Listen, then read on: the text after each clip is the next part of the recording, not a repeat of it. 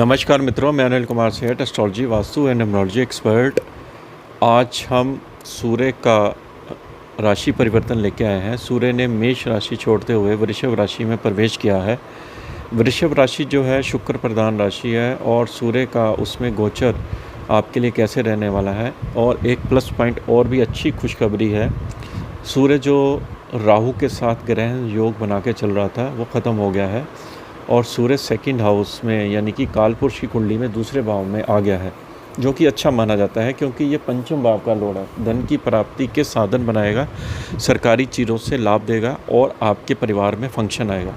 अगर हम राशि वाइज बात करें इसका राशि परिवर्तन सूर्य का, तो मेष राशि की बात करें तो ये 5th हाउस का लॉर्ड दूसरे भाव में जब आता है तो आप बुद्धि के द्वारा धन प्राप्ति करते हैं। कोई सरकारी इनकम में आपको लाभ मिलता है, सरकारी जॉब में लाभ मिलता है, बच्चों की तरफ से खुशी का समाचार मिलता है, फैमिली में कोई अच्छा सेलिब्रेशन फंक्शन और अच्छे खाने आपको खाने को यहाँ पर सूर्य दे रहा है। सूर्य आपको मान प्रतिष्ठा भी देगा और परिवार में खुशी भी देगा और शाइन करेगा। 2 नंबर की राशि जो वृषभ राशि का है उसका शुक्र जो है लगन में आने से, चौथे भाव का लॉर्ड जब लगन में आता है, हालांकि शुक्र जो है शुक्र के साथ शत्रुता रखता है, लेकिन फिर भी लगन में आने से आपकी मान प्रतिष्ठा बढ़ेगी, आपके खर्चे काफ़ी आने वाला है, प्रॉपर्टी से रिलेटेड कोई आपका काम रुका हुआ था वो बनेगा और ये 7वें घर को देख रहा है तो आपको बिजनेस में, व्यापार में तरक्की के मार्ग देगा।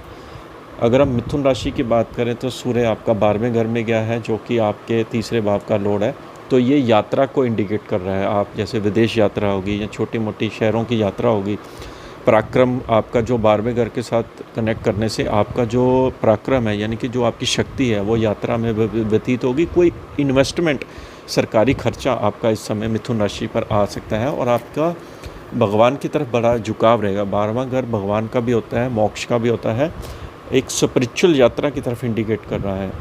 अगली राशि है कर्क राशि जिसका कि 4 नंबर है। उसका सूर्य जो है वो आपके 11th हाउस में आ गया है, जो गेन में आने से बहुत अच्छा धन लाभ दिलेगा। आपके रुके हुए काम बनेंगे, आपको सरकारी कामों से विजय मिलेगी, व्यापार में वृद्धि होगी, आपके पिता से सम्मान मिलेगा, पिता से कोई आपको फ़ायदा होगा।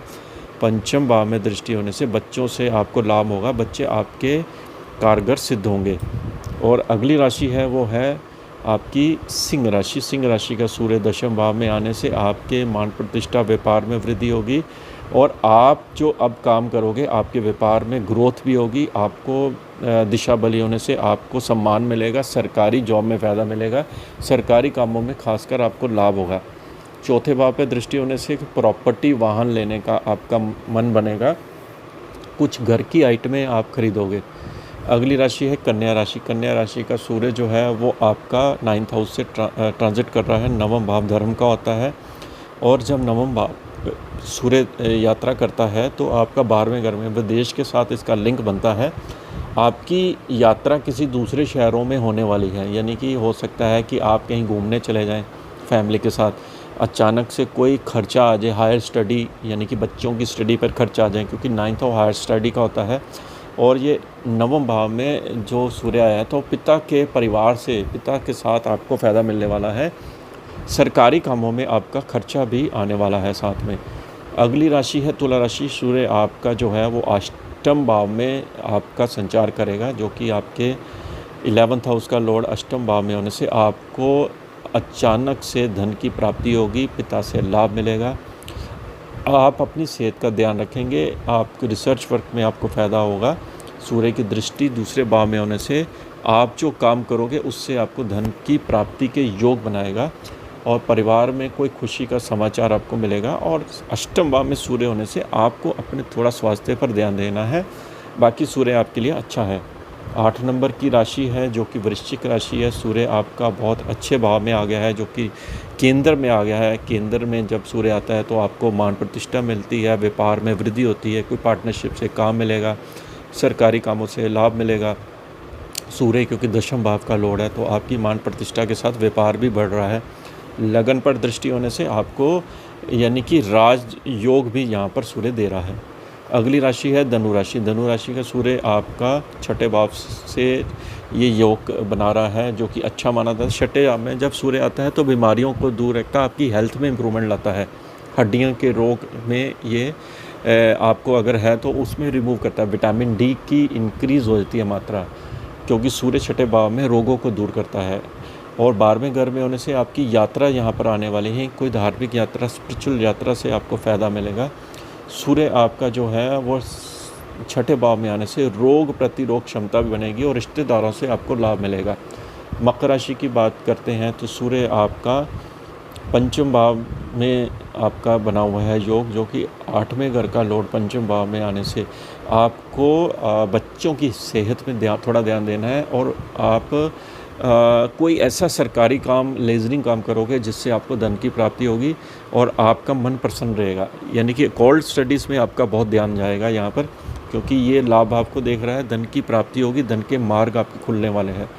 अगली राशि है कुंभ राशि। देखिए, कुंभ राशि का सूर्य जो है वो आपका चौथे भाव से संचार कर रहा है, जो कि आपकी प्रॉपर्टी, वाहन के लिए बहुत सुखदायी है। और सूर्य जो है आपका यहाँ पर 7th हाउस का लॉर्ड है। जब 7th हाउस का लॉर्ड चौथे भाव से कनेक्ट करता है तो आपको डेली रूटीन वर्क में फ़ायदा मिलता है और लाभ मिलता है। चौथे भाव में होने से सूर्य आपका जो प्रॉपर्टी, वाहन का योग भी यहाँ पर बन रहा है। और क्योंकि सूर्य पत्नी का लॉर्ड है, चौथे भाव में होने से आपकी पत्नी के घर पर कुछ रिश्तेदार या उनकी तरफ के रिश्तेदार आपके घर पर आ सकते हैं और आपका सेलिब्रेशन फंक्शन का ये योग 30 दिन में बन रहा है। अगली राशि है मीन राशि का। जो सूर्य है वो आपका जो 2 नंबर की राशि तीसरे भाव में संचार करेगा, जो कि छठे भाव का लॉर्ड है। ये एक विपरीत राजयोगी बनाता है। और दूसरा, आपकी छोटी मोटी यात्रा से आपको लाभ मिलेगा। तीसरा भाव पराक्रम का है, पराक्रम में वृद्धि करेगा, सरकारी कामों से लाभ मिलेगा और पिता से आपको, परिवार से लाभ मिलेगा। और इसकी दृष्टि 9th हाउस पर जाने से आपकी यात्रा और हायर स्टडीज़ में आपका फोकस जाएगा। तो ये एक अच्छा योग बना हुआ है सूर्य का वृषभ राशि में, क्योंकि ये शुक्र की राशि में, तो शुक्र में राशि में जब सूर्य आता है तो शुक्र को और शाइन कर देता है, उसमें लाइट भर देता है। ये एक ऊर्जा का संचार माना जाता है सूर्य का।